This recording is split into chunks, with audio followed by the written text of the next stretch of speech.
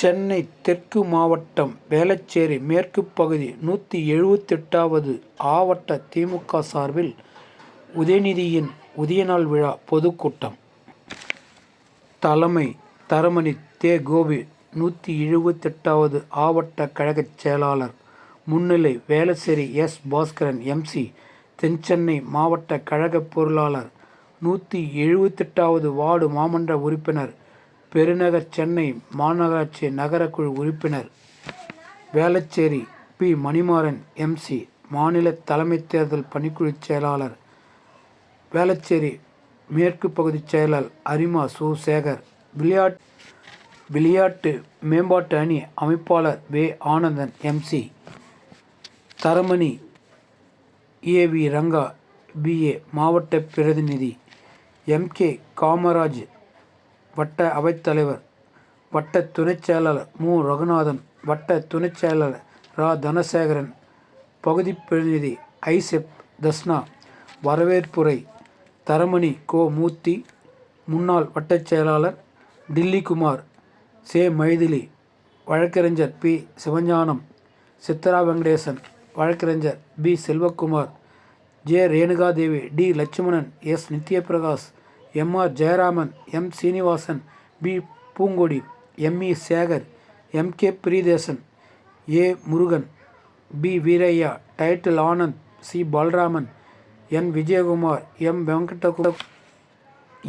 வெங்கடகுமார். Baxi. P. Dinesh. P. Navathakrishnan. தா. Boopalakrishnan. A. Anbazhagan. T. Kannan. R G B. Bhaskar.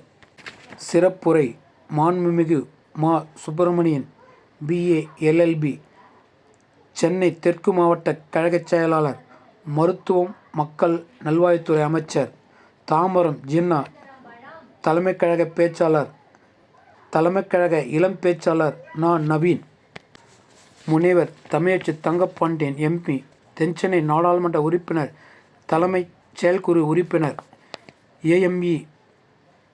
Prabhakar Raja MLA. Chennai தெற்கு மாவட்ட இளைஞரணி அமைப்பாளர் மு. மகேஷ்குமார் எம்.சி. சென்னை மாநகர துணை மேயர். தலைமை செயற்குழு உறுப்பினர்கள் மற்றும் மாவட்ட கழக நிர்வாகிகள். வேளச்சேரி மேற்கு பகுதி கிழக்கு பகுதி கழக நிர்வாகிகள். வேளச்சேரி மேற்கு கிழக்கு பகுதி வட்டக்கழக செயலாளர்கள். மேற்கு பகுதி மாவட்ட பிரதிநிதிகள். மாவட்ட அணிகளின் அமைப்பாளர்கள். 178வது ஆவட்ட இளைஞரணி நிர்வாகிகள். 178வது ஆவட்ட கழக முன்னோடிகள். தரமணி கானகம் நிர்வாகிகள். ஆட்டோ தொழிற்சங்க நிர்வாகிகள். எம்.ஜி.ஆர். நகர் மற்றும் அன்பழகன் நகர் நிர்வாகிகள். தரமணி கலைஞர் நகர் மற்றும் அண்ணா நகர் நிர்வாகிகள். கட்டபொம்மன் தெரு நிர்வாகிகள். தரமணி கானகம் பெரியார் நிர்வாகிகள். கடைசியாக நன்றி உரை டி. வெங்கடேசன், எம். நாகையா, சா. Sundar, A. Paramasivam, R. Balasubramaniam, M. K. Nagaraj மற்றும் கழக முன்னோடிகள் பொதுமக்கள் அனைவரும் கலந்து கொண்டு 178வது ஆவட்ட வேளச்சேரி மேற்கு பகுதி திமுக சார்பில் நடைபெற்ற உதயநிதியின் உதயநாள் விழா பொதுக்கூட்டம் சிறப்பாக நடைபெற்றது. எம்.கே.பி. நியூஸ் டிவிக்காக மாபெரும் பொதுக்கூட்டத்தை ஏற்பாடு செய்து இன்று சிறப்பான முறையில் நடத்தி கொண்டிருக்கும் தலைமையேற்று நடத்தி கொண்டிருக்கும் வட்டக்கழகத்தினுடைய செயலாளர் அருமை சகோதரர் தே. கோபி அவர்களே, இங்கே நடைபெற்று கொண்டிருக்கும் பிறந்தநாள் விழாவிற்கு முன்னிலை பொறுப்பேற்று மாமன்ற உறுப்பினர் வேளச்சேரி எஸ். பாஸ்கரன் அவர்களே, அருமை அண்ணன் மாமன்ற உறுப்பினர் வேளச்சேரி பி. மணிமாறன் அவர்களே, வருகை தர இருக்கும் பகுதி செயலாளர் சு. சேகர் அவர்களே, வருகை தரும் இருக்கும் மாமன்ற உறுப்பினர் எம்.கே. ரகுநாதன் அவர்களே, ஈரா. தனசேகரன் அவர்களே, ஐசிஎஃப் ஈரா. தஸ்னா அவர்களே,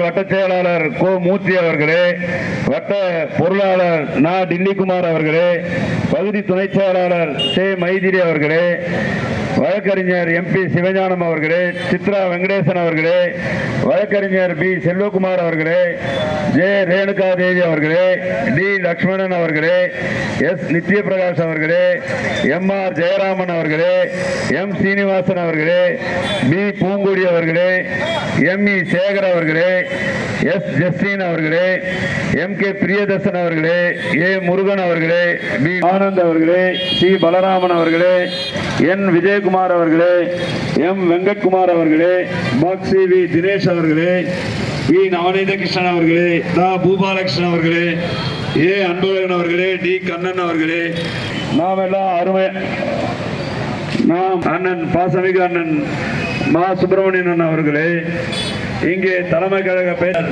நான் நவீன் அவர்களே, நாடாளுமன்ற உறுப்பினர் தமிழச்சி தங்கபாண்டியன் அவர்களே, சட்டமன்ற உறுப்பினர் ஏஎம்பி பிரபாகர் ராஜா அவர்களே, சென்னை துணை மேயர் மு மகேஷ்குமார் அவர்களே, மற்றும் இங்கே வந்திருக்கும் மேற்கு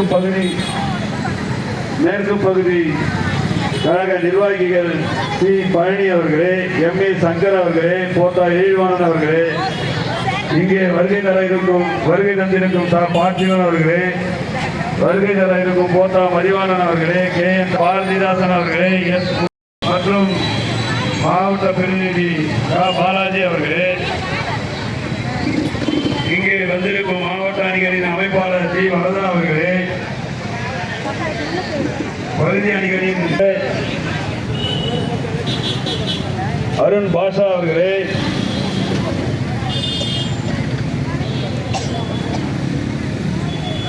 மற்றும் நன்றியுரையாற்ற இருக்கும்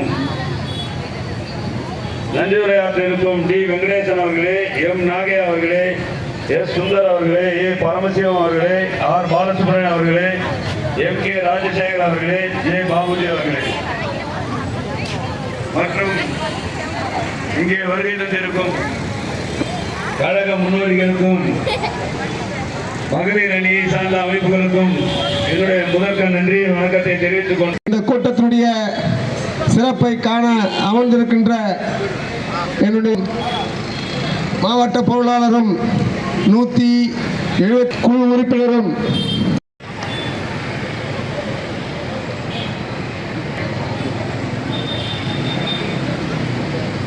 பிறந்தநாள் நிகழ்ச்சியினை மாற்றாலும் மிரளுகின்ற வகையிலே பொறுப்பேற்று நடத்தி கொண்டிருக்கின்ற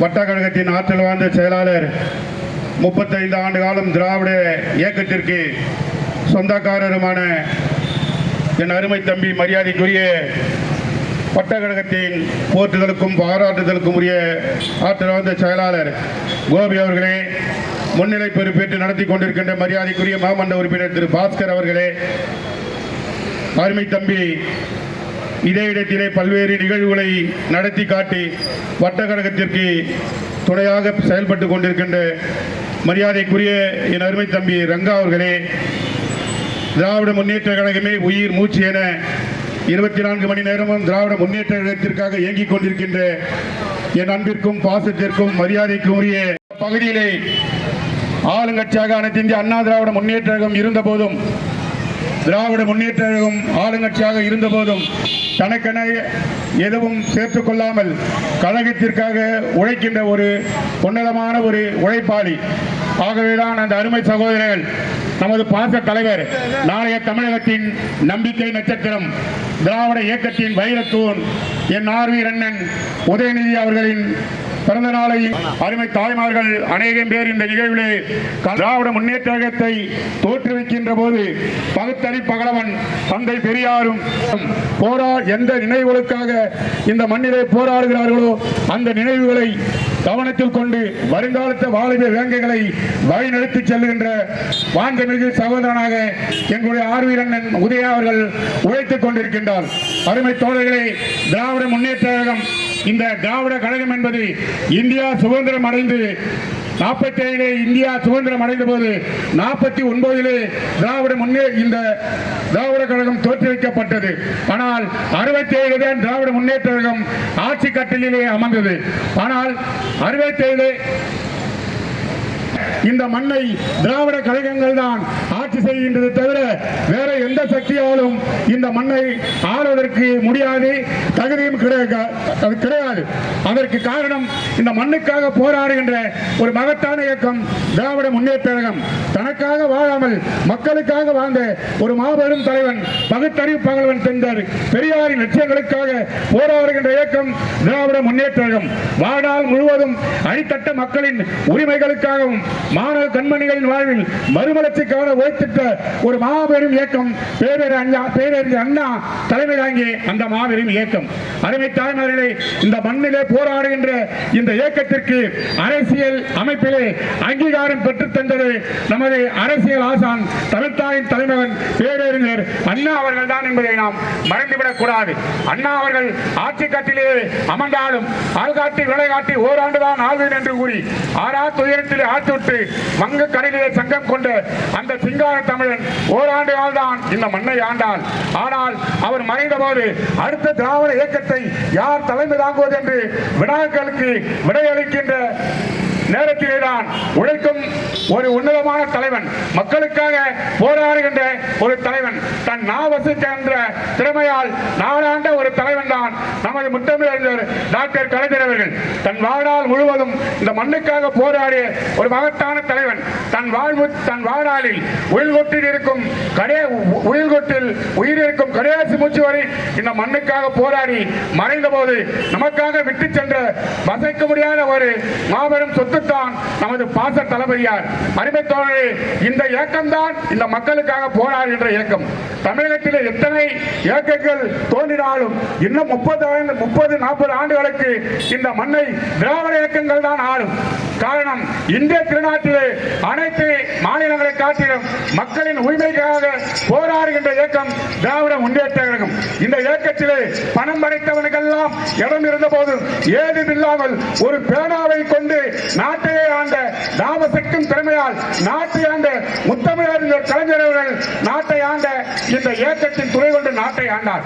கலைஞருக்கென்ற எந்த இடமும் கிடையாது. ஆனால் மக்களுக்காக 24 மணி நேரம் உழைத்த அந்த மாற்று சென்ற பணியை தான் என்று தளபதியார் தொடங்கி நடத்தி கொண்டிருக்கின்றார்.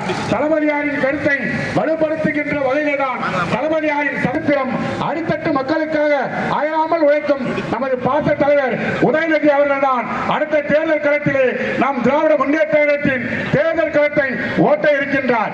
என் அருமை தாய்மார்களே, இன்னும் 30 ஆண்டு காலம் அல்ல, 50 ஆண்டு காலம் ஆனாலும் இந்த மண்ணை திராவிட கழகங்கள் தான் ஆளும் என்பதிலே எந்தவித மாற்றமும் கிடையாது.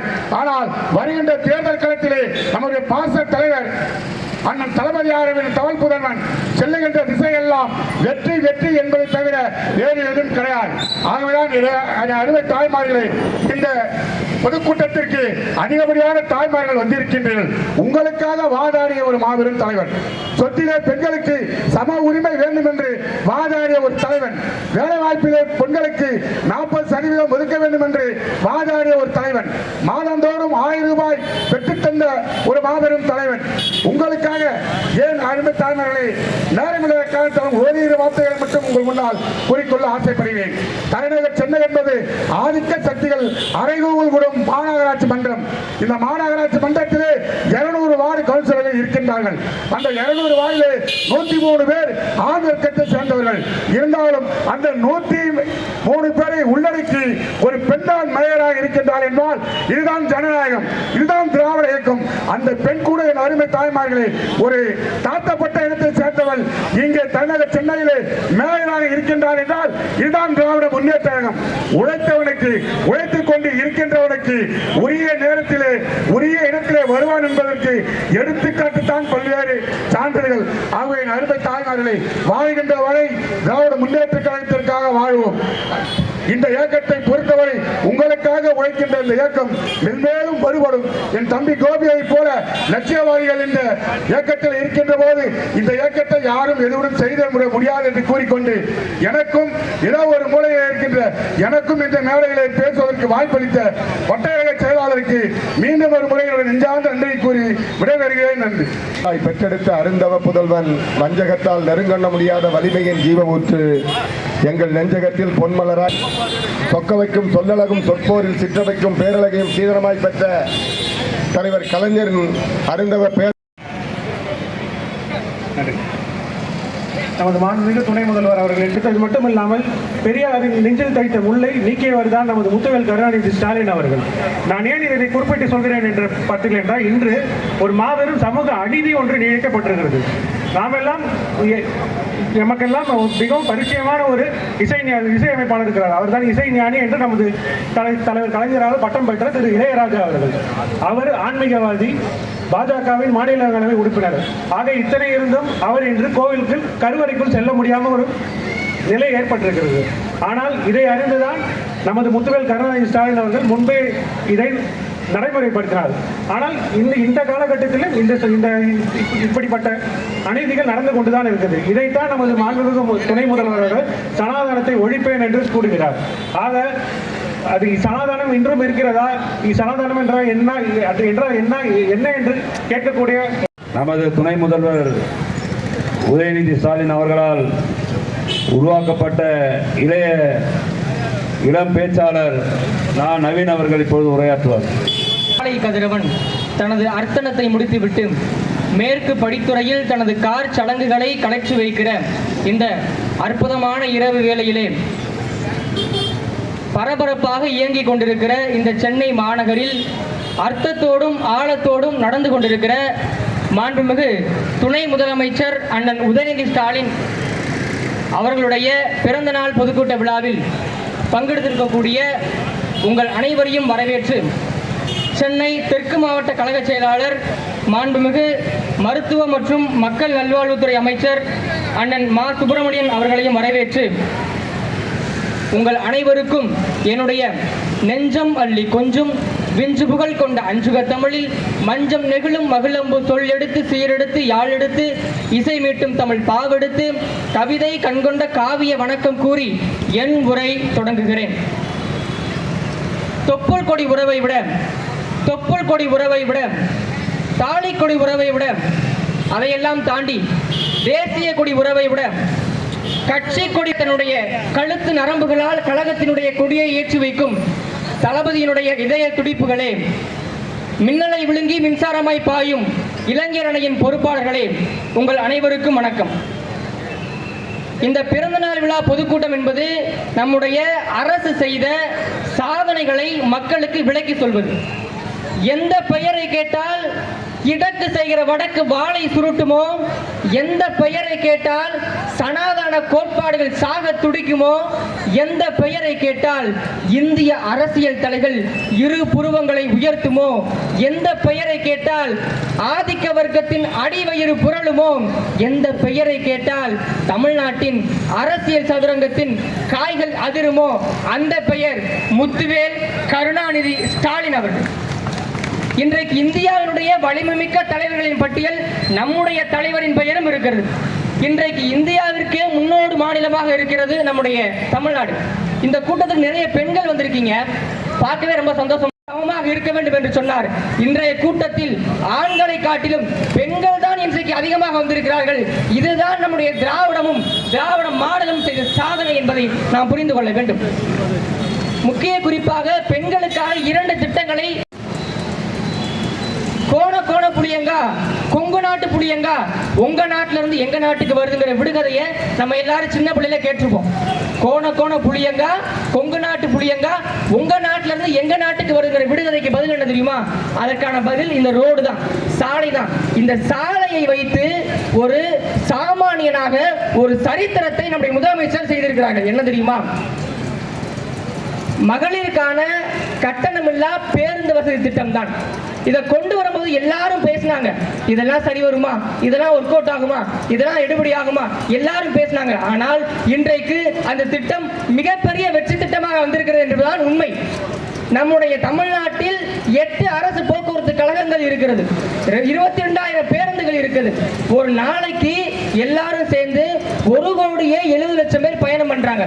இப்படி இருக்கும்போது மகளிருக்கு இலவசமாக கட்டணமில்லா பேருந்து பயண திட்டத்தை நம்முடைய தளபதியார் அவர்கள் கொண்டு வந்தார்கள். நம்முடைய தாய்மார்கள் வேலைக்கு போவாங்க, நம்ம அக்கா தங்கச்சி சின்னம்மா பெரியம்மா எல்லாரும் வேலைக்கு போவாங்க. அப்ப வேலை முடிச்சுட்டு வரும்போது கேட்பாங்க, முதலாளி எங்க சொல்லுவாங்க, சம்பளத்தை நாளைக்கு வாங்கிக்கமா அசால்ட்டா சொல்லிடுவாங்க. எப்படி? சம்பளத்தை நாளைக்கு வாங்கிக்கமான்னு சொல்லிடுவாங்க. அப்படி அதட்டி சொல்லும் போது இங்கிருந்து ஒரு குரல் மெதுவா போகும், ஐயா பஸ்ஸுக்காவது காசு தாங்க, ஐயா பஸ்ஸுக்காவது காசு தாங்க என்று கேட்கக்கூடிய நிலையில் இருந்த எங்களுடைய தாய்மார்களின் உரிமையை மீட்டெடுத்தது நம்முடைய கழக அரசு, நம்முடைய திராவிட மாடல் அரசு என்பதை நாம் புரிந்து கொள்ள வேண்டும். இந்த திட்டம் கொண்டு வருவதற்கு முன்பாக ஆண்கள் தான் தமிழ்நாட்டில் 60% பேர் பயணம் பண்ணாங்க, பெண்கள் 40% பேர் தான் பயணம் பண்ணாங்க. ஆனால் இந்த திட்டம் கொண்டு வந்ததற்கு பின்பு ஆண்கள் 36%, பெண்கள் 64% பேர் பயணம் செய்கிறார்கள் உண்மை. கலைஞர் அவர்கள் அரசு போக்குவரத்தின் மூலமாக இந்த வழித்தடத்தை உருவாக்கினார். இந்த வழித்தடத்தில் உழைக்கும் பெண்களின் வாழ்க்கை தடத்தை உயர வைத்தவர் நம்முடைய கழக தளபதி அவர்கள் என்று சொன்னால் அது மிகையாகாது. அடுத்தபடியா பாத்தீங்கன்னா கலைஞர் மகளிர் உரிமை தொகை திட்டம். இதுல பேரே உரிமை தொகை தான் இருக்கு. அதுல இலவசம் சொல்லியிருக்கலாம், இல்லைன்னா ஊக்கத்தொகைன்னு சொல்லியிருக்கலாம். அதற்கு மாற்றாக உரிமை தொகைன்னு சொன்னாங்க. மொத்தமா தமிழ்நாட்டில் 1,60,00,000 குடும்பத்திலிருந்து இதற்கான விண்ணப்பங்கள் வந்தது. அதில் தகுதி வாய்ந்தவர்களுக்கு 1,06,00,000 குடும்ப அட்டைதாரர்களுக்கு மாதம் 1000 ரூபாய் நம்முடைய அரசு வழங்குகிறது. இதற்கான முக்கிய அம்சமே என்னன்னா, வாழ்நாளெல்லாம் உழைக்கிற, தன்னுடைய வாழ்க்கையெல்லாம் உழைக்கிற அவங்களுக்கான அங்கீகாரம் தான் இந்த மாதம் 1000 கொடுக்கக்கூடிய அந்த அங்கீகாரம். இந்த 1000 ரூபாயை வச்சு என்னங்க செஞ்சிட முடியும் அப்படின்னு சில பேர் கேட்டுக்கிட்டு இருக்காங்க. இந்த 1000 ரூபாய் வச்சு அந்த பெண்மணிகள், நம்முடைய தாய்மார்கள் தீபாவளி சீட்டு கட்டுறாங்க, மன்றம் கட்டுறாங்க, தன்னுடைய குழந்தைகளுக்கு டியூஷன் ஃபீஸ் கட்டுறாங்க. இப்படி தங்களுடைய அன்றாட வாழ்க்கையை ஓட்டுவதற்கு யாரிடமும் கையேந்தி நிற்காமல் தங்களுக்கான உரிமையை தாங்களே எடுத்திருக்கிறார்கள் என்று சொன்னால் அதுதான் நம்முடைய கழக அரசு செய்திருக்கிற சாதனை. இதற்காக இந்த ஆண்டு வரை 7,000 கோடி ரூபாய் செலவிடப்பட்டிருக்கிறது. இதையெல்லாம் தாண்டி அந்த காலத்தில் ஒரு பேச்சு இருக்கும், பெண்கள்லாம் படிக்கலாமா, பெண்கள்லாம் வேலைக்கு போகலாமா, பெண்கள்லாம் வீட்டில் தான் இருக்கணும், பெண்கள்லாம் வீட்டில் தான் கூட்டணும், சமைக்கதான் செய்யணும், இங்கே தான் இருக்கணும் பேசிட்டு இருந்தாங்க. ஆனால் அதெல்லாம் மாற்றுறது நம்ம பெரியார், அதை நடைமுறைப்படுத்தியவர் நம்முடைய அண்ணா, அதை கொண்டு போய் சேர்த்தவர் நம்முடைய கலைஞர். இன்றைக்கு அவருடைய வழியில் செயல்பட்டு கொண்டிருப்பவர் தான் நம்முடைய முதலமைச்சர் அவர்கள்.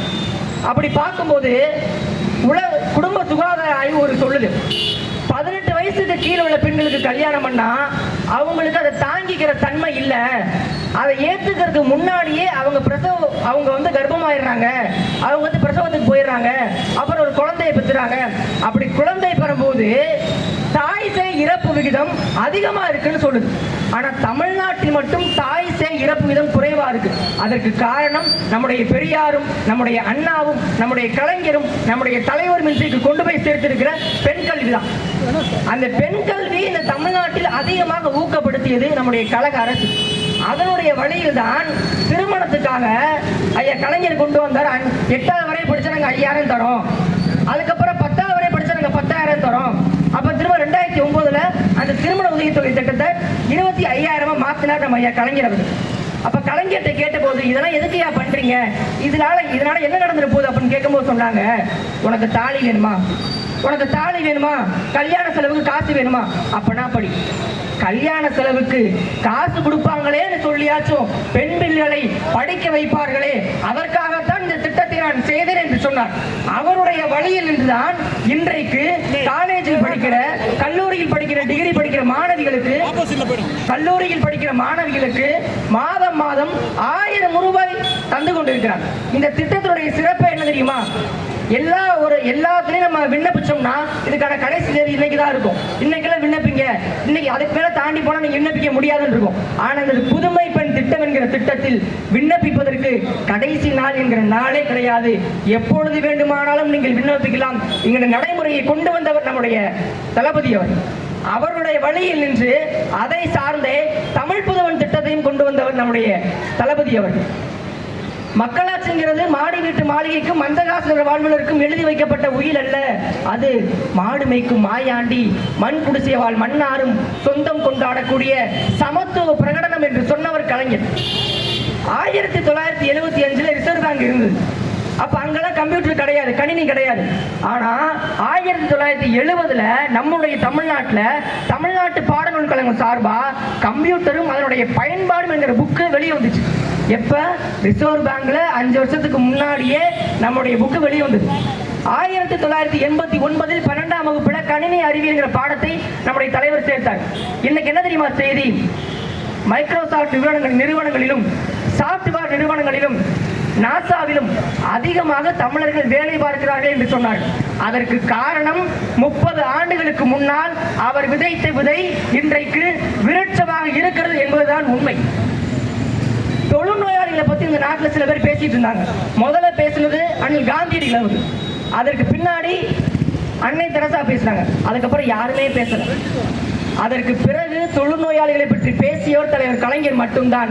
ஒரு தொழுநோயாளி இப்படியாக சொல்லுவார், கலைஞர் மட்டும் இல்லை என்றால் நாங்கள் எல்லாம் அனாதை பிணமாக செத்து கிடப்போம் என்று சொன்னார். அதற்கான காரணம் 400க்கும் மேற்பட்ட தொழுநோய் இல்லங்களை எழுப்பியவர் கலைஞர் அவர்கள்.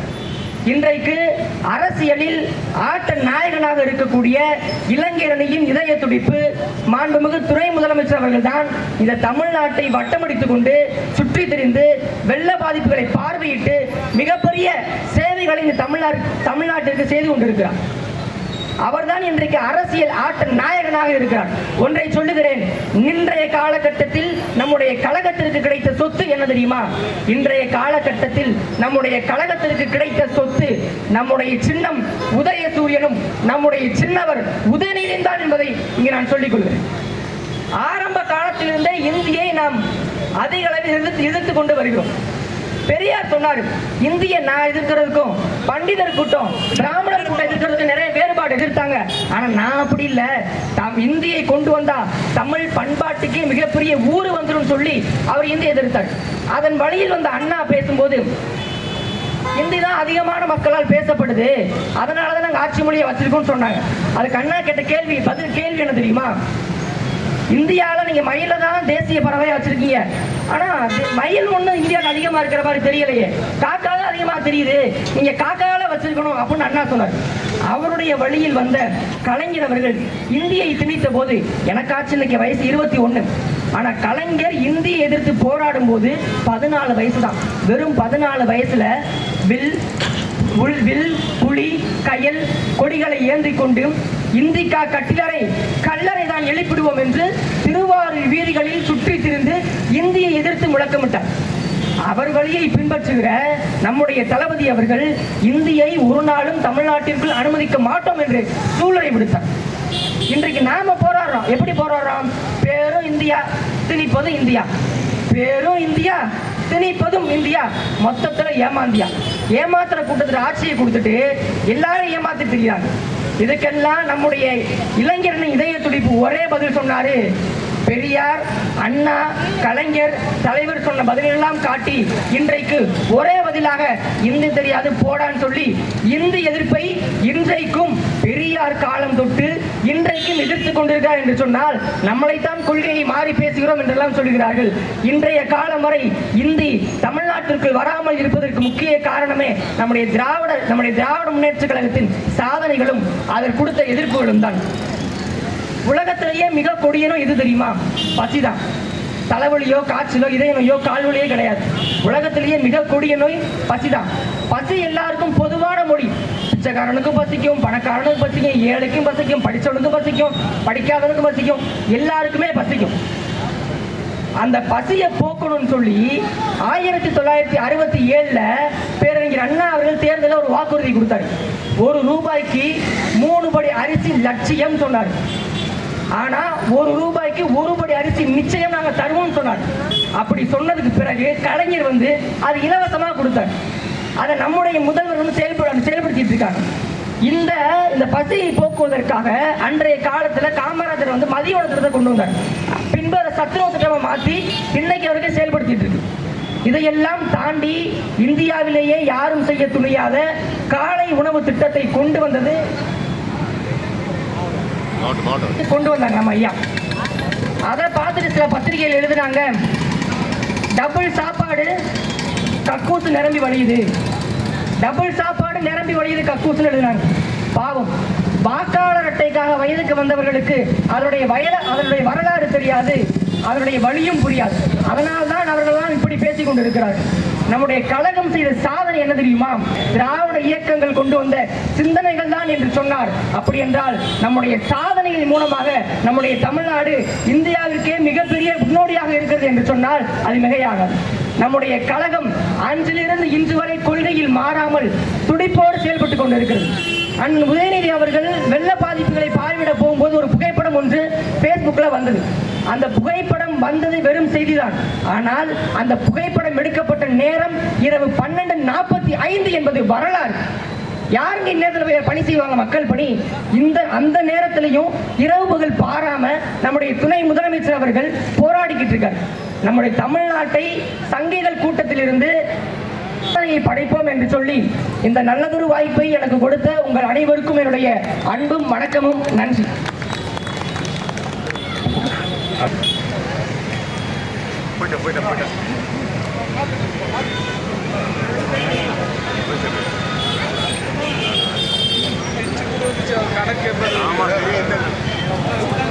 சிவா சிவா கொஞ்சம் அப்படியே தள்ளிக்க. எடுத்தாச்சு.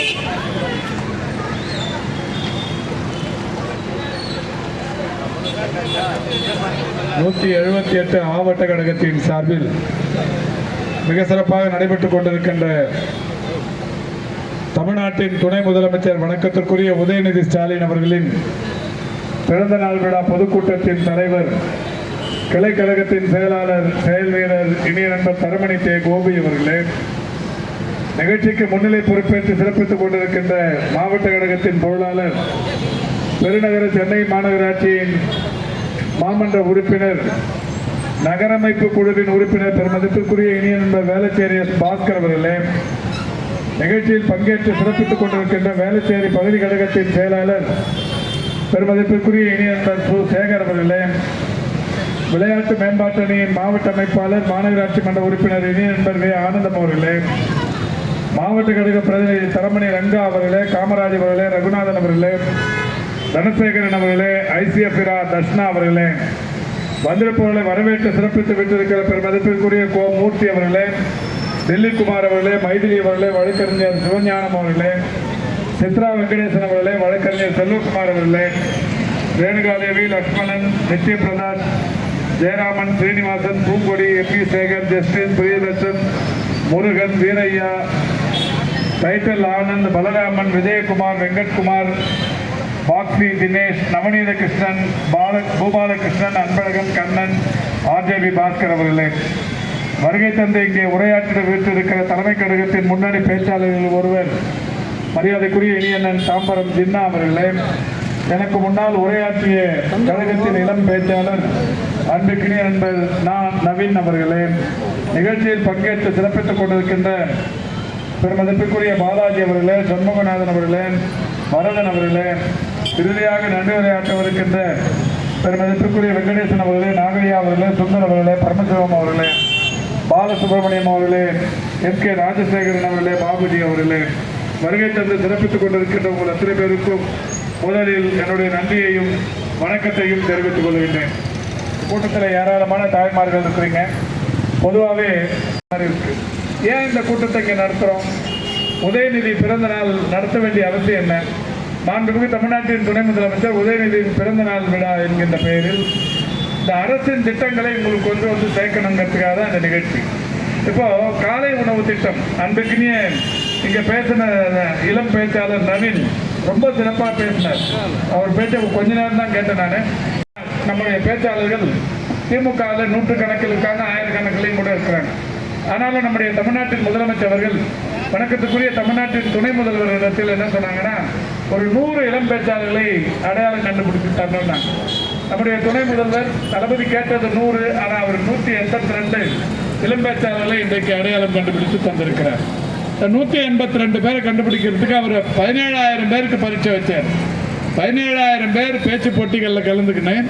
இந்த 17,000 பேரில் 182 பேர் சிறந்த சொற்பொழிவாளர்களாக இன்னைக்கு தேர்வு செய்யப்பட்டிருக்காங்க. அந்த வகையில் அந்த 182 பேச்சாளரும் மரியாதைக்குரிய திரு ஜின்னா போன்றவர்கள் உங்கள் ஊர்லேயே 2 பேச்சாளர் இருக்காங்க. நம்ம வழக்கறிஞர் ஜெகதீசன் ஒரு பேச்சாளர், உங்கள் வட்ட செயலாளர் பார்த்திபன் ஒரு பேச்சாளர். இந்த 2 பேச்சாளர்கள் மாதிரி ஒரு 182 பேச்சாளர்கள். இந்த 182 நவீன் மாதிரி ஒரு 182 364 பேச்சாளர்கள் இன்னைக்கு தென் சென்னையில் ஒரு மாதம் முழுக்க பேசுகிறாங்க. இதுதான் தமிழ்நாட்டின் வரலாற்றில் முதல் முறை. அந்த அளவுக்கு இன்னைக்கு கூட்டங்கள் நடந்துருக்கு. நான் இந்த கூட்டத்துக்கு முன்னாடி 2 கூட்டத்தை முடிச்சுட்டு வந்திருக்கிறேன். இப்போ இதை முடிச்சுட்டு ஈஞ்சம்பாக்கம் போகணும் நான். ஆகவே நான் அதனால தான் வேகமாக பேசிட்டு போகணும்னு நினைக்கிறேன். இந்த ஆட்சியின் சாதனைகள் உங்களுக்கு நல்லா தெரியும். காலை உணவு திட்டம் அந்த அளவுக்கு இது ஒரு மிக சிறப்பான திட்டம். தமிழ்நாட்டில் அதில் இதுவரை 593 கோடி பயணங்கள் நடைபெற்றிருக்கிறது. அப்புறம் கலைஞர் மகளிர் உரிமை தொகை திட்டம். இந்த கலைஞர் மகளிர் உரிமை தொகை திட்டம் உங்களுக்கு நல்லா தெரியும். அந்த திட்டத்தை பொறுத்த வரைக்கும் முதல்ல எல்லாருமே கூட சொன்னாங்க இது எப்படி சாத்தியம், இது நடக்காதுன்னாங்க. ஆனால் நம்முடைய மாண்புமிகு தமிழ்நாட்டின் முதலமைச்சர் சொன்னார், நான் சொன்னதை செய்வேன், செய்வதை மட்டுமே சொல்லுவேன். முத்துவேல் கருணாநிதி ஸ்டாலின் ஆகிய நான் நிச்சயம் சொன்னதை செய்வேன் சொல்லிட்டு இன்னைக்கு அதை நிறைவேற்றி காட்டியிருக்காரு. 1,15,27,192 பேர் 1,15,27,192 பேர் இன்னைக்கு அந்த 1000 ரூபாய் திட்டத்தின் மூலம் பயன்பெற்றுக் கொண்டிருக்கிறார்கள். இந்த மாதிரியான திட்டங்கள்லாம் தெரியும். இன்னும் இது மாதிரி நிறைய திட்டங்கள் இருக்கு. இதெல்லாம் இப்போ உங்களுக்கு தெரியுமான்னு நான் போற கூட்டத்திலெல்லாம் பொதுமக்களையே கேட்டு விளக்கமும் கேட்டுருக்கிறேன். ஏராளமான மகளிர் வந்திருக்கிறீங்க. ஒரு புதுமை பெண் ஒரு திட்டம் இருக்கு. அந்த திட்டத்தோட நோக்கம், அந்த திட்டம் எதுக்காக வந்தது யாருக்காவது தெரியும்னா பெண்கள் கை தூக்குன்னு பார்ப்போம். புதுமை பெண் அப்படிங்கிற ஒரு திட்டம் தமிழ்நாட்டில் செயல்படுத்தப்பட்டு கொண்டிருக்கிறது. கடந்த 2 வருஷமாக செயல்படுத்தப்படுகிற அந்த திட்டத்தை பற்றி தெரிந்தவர்கள் யாராவது இருந்தால் கை தூக்குங்க. உங்களை அங்கேயே மைக் கொடுத்து சொல்ல வச்சு ஒரு பரிசும் உண்டு. இந்த மேடையில் உங்களுக்கு பரிசு உண்டு. யாருக்கு தெரியும் கை தூக்குங்க. புதுமை பெண் திட்டம் தெரியுமா? யாருக்கு தெரியுமா? அந்த ப்ளூ சாரி கை தூக்குறாங்க. மைக்கு கிட்ட எடுத்துட்டு சொல்லலாமா? எப்போ ஒரு கார்ட்லெஸ் மைக் அங்கே எடுத்துட்டு போங்க. அந்த மாதிரி அந்த ப்ளூ சாரி கிட்ட எடுத்து 2 மகளிர் கை தூக்குங்க. இப்போ ஒருத்தர் கை தூக்கிருக்கீங்க. தமிழ் புதல்வன் தெரிஞ்சவங்களும் கை தூக்கலாம். நான் கூட நினைச்சேன் தரமணியில் இருக்கிறவங்க ரொம்ப விவரமானவங்க, அரசு திட்டங்களை நீங்கள் முழுமையாக தெரிஞ்சுன்னு இருப்பீங்கன்னு நினைச்சேன்.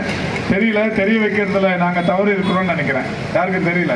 இந்த தமிழ் புதல்வன்னா என்னன்னாமா, புதுமை பெண்ணா என்னன்னா, இப்போ நம்ம வீட்டும் அரசு பள்ளியில் படிக்கிற பெண் குழந்தை இருந்துச்சுன்னா அவங்க உயர்கல்விக்கு போனால் BA, BCom, BSc இந்த மாதிரி கலைக்கல்லூரிகளில் சேர்த்தீங்கன்னா அவங்களுக்கு மாதத்துக்கு 1000 ரூபாய் நம்முடைய மாண்புமிகு தமிழ்நாட்டின் முதல்வர் தராரு. 3 வருஷத்துக்கு 36,000 ரூபாய் தராரு. இந்த திட்டத்தை நீங்கள் தெரிஞ்சுக்கினா தானே அதை நாளைக்கு பயன்படுத்திக்க முடியும்.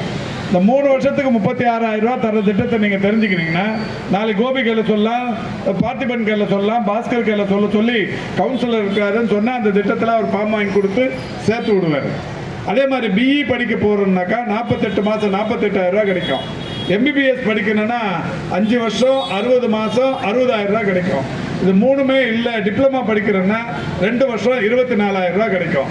இந்த திட்டத்தின் பலனை நீங்கள் தெரிந்து கொண்டால்தான், இந்த திட்டத்தின் பயனை நீங்கள் புரிந்து கொண்டால்தான் இதை நீங்கள் அனுபவிக்க முடியும். அதனால தான் அதை சொல்கிறோம். அந்த திட்டத்தின்படி இப்போ நம்ம முதல்வர் எவ்வளோ பேருக்கு கொடுத்துருக்கிறாருன்னா 4,82,000 பெண் குழந்தைகள் இன்றைக்கு மாதந்தோறும் 1000 ரூபாய் பெற்றுக் கொண்டிருக்கிறது. இந்த 1000 ரூபாய் வாங்குற இந்த பெண் குழந்தைகளை பார்த்துட்டு பெற்றோர்கள் நம்முடைய முதல்வரிடத்தில் கோரிக்கை வச்சாங்க, ஐயா பெண் குழந்தைகளுக்கு தரீங்க, ஆண் மாணவர்களுக்கும் தரணும் அப்படின்னாங்க. சரி, மாணவர்களுக்குமா அந்த திட்டத்தை தொடங்கினாரு. ஒரு 6 மாதத்துக்கு முன்னாடி கோயம்புத்தூரில் தொடங்கினாரு. அந்த திட்டத்துக்கு பேர் தான் தமிழ் புதல்வன். அந்த தமிழ் புதல்வனுங்கிற திட்டத்தை தொடங்கி அதுக்கு 3,28,000 பேருக்கு இப்போ கொடுத்துருக்குறாங்க. பெண்களுக்கு 4,82,000 பெண் குழந்தைகளுக்கு, மாணவர்களுக்கு 3,28,000 பேருக்கு தராங்க. இந்த 2 திட்டத்தோட பேர் தான் புதுமை பெண், இன்னொன்று தமிழ் புதல்வன். அதான் அந்த திட்டம் தெரிஞ்சிருக்கான்னு கேட்டேன். இது நான் பொதுவாக எல்லா கூட்டங்கள்லையும் போய் கேட்டு வரேன். ஒவ்வொரு கூட்டத்திலையும் யாராவது ஒருத்தர் 2 பேர் சொல்லுவாங்க அவங்களுக்கு 1000 ரூபாய் பரிசு கொடுத்துன்னுக்கிறேன். தரமணியில் யாரும் அந்த பரிசு வாங்காம விட்டீங்க. இருந்தாலும் பரவாயில்ல, அடுத்த முறை வேற ஒரு செய்தியோட உங்களை கேள்வி கேட்டுனா அரசு திட்டங்களை தெரிஞ்சுக்கணுங்கிறதுக்காக கேட்டு அதை அதனுடைய பயனை அனுபவிக்க உங்களுக்கு ஒரு ஆர்வத்தை ஏற்படுத்தணும் அப்படிங்கிறது தான். அந்த வகையில் இன்னமும் ஏராளமான திட்டங்கள் இந்த அரசு பொறுப்பேற்றதற்கு பிறகு இன்னைக்கு நான் முதல்வன் என்கின்ற திட்டம், நான் சார்ந்திருக்கிற துறையில் மக்களை தேடி மருத்துவம் என்கின்ற திட்டம், இன்னுயிர் காப்போம் நம்மை காக்கும் 48 என்கின்ற திட்டம், புதுமை அதேபோல் பாதம் பாதுகாப்போம் திட்டம், நடப்போம் நலம் பெறுவோம் திட்டம், இதயம் காப்போம் திட்டம், சிறுநீரக பாதுகாப்பு திட்டம், மக்களை தேடி மருத்துவ ஆய்வக திட்டம், தொழிலாளர்களை தேடி மருத்துவ திட்டம், இப்படி நூற்றுக்கணக்கான திட்டங்கள் எல்லா துறைகளிலும் இன்றைக்கு செயல்படுத்தப்பட்டு வருகிறது. இந்த திட்டங்களின் பலன்களை, இந்த திட்டங்களின் பயன்களை, இந்த திட்டங்களின் நோக்கங்களை மக்களுக்கு எடுத்து கூறுகிற வகையில்தான் இந்த கூட்டங்கள் தமிழ்நாடு முழுவதிலும் நடைபெற்றுக் கொண்டிருக்கிறது என்பதை மகிழ்ச்சியோடு எடுத்து கூறி, மாண்புமிகு உதயநிதி ஸ்டாலின் அவருடைய இந்த பிறந்த நாள் விழா இன்றைக்கு 182 இடங்களில் நடைபெற்றாலும் ஒவ்வொரு இடத்திலும் 500 முதல் 1000 பேருக்கு ஏதாவது ஒரு வகையில் பயன்பெறுகிற வகையில் இது போன்ற நிகழ்ச்சிகள் நடைபெற்றுக் கொண்டிருக்கிறது. அந்த வகையில் இந்த நிகழ்ச்சியை மிக சிறப்பாக நடத்தி கொண்டிருக்கிற இனிய நண்பர் தரமணி தி. கோபி அவர்களுக்கு நான் என்னுடைய மகிழ்ச்சி நிறைந்த பாராட்டுதல்களை தெரிவித்துக் கொள்கின்றேன். இந்த வட்டத்தின் மாநகராட்சி மன்ற உறுப்பினர் மரியாதைக்குரிய சகோதரர் பாஸ்கர் அவர்கள் இந்த மன்ற உறுப்பினராக தேர்ந்தெடுக்கப்பட்டதற்கு பிறகு இந்த வட்டத்தின் பல்வேறு அடிப்படை தேவைகளை தொடர்ந்து நிறைவேற்றி தருவதில் முன்னிலையில் நின்று செயலாற்றிக் கொண்டிருக்கிறார். அடிக்கடி அவரை நான் சமூக வலைதளங்களில் பார்க்கிறேன். எங்கே பார்த்தாலும் பாதாள சாக்கடை அடைப்பு, சாலை சீரமைப்பு, தெருவிளக்குகள் எரியாமல் இருப்பது மாதிரி எந்த விஷயமாக இருந்தாலும் அதை முன்னின்று செய்து தந்து இந்த மக்களிடத்தில் நற்பெயரை எடுப்பதில் தொடர்ந்து உழைத்துக் கொண்டிருக்கிற இனிய நண்பர் பாஸ்கர் அவர்களையும் மனதார பாராட்டி வாழ்த்தி வாய்ப்புக்கு நன்றி கூறி விடைபெறுகிறேன். நன்றி, வணக்கம். உங்களுக்காக திட்டங்கள் தீட்டுகின்ற அரசு, இந்த உங்களை நோக்கி வருகின்ற கணைகளை தாங்குகின்ற கேடயம் இந்த திராவிட இயக்க வீரர்கள் வயலந்து போரிட்டு உங்களுக்காக களத்திலே மடிந்தாலும் மடியும் அளவுக்கு வீரம் செறிந்த இயக்கம் என்பதை உணர்ந்து நம்மை காக்க, நம் மொழியை காக்க, தமிழ்நாட்டை காக்க நம்முடைய தானை தலைவர் முத்துவேல் கருணாநிதி ஸ்டாலின் அவர்கள் கரத்தை பலப்படுத்துவோம் என்று கூறி வாய்ப்புக்கு நன்றி விடைபெறுகிறேன். நன்றி, வணக்கம்.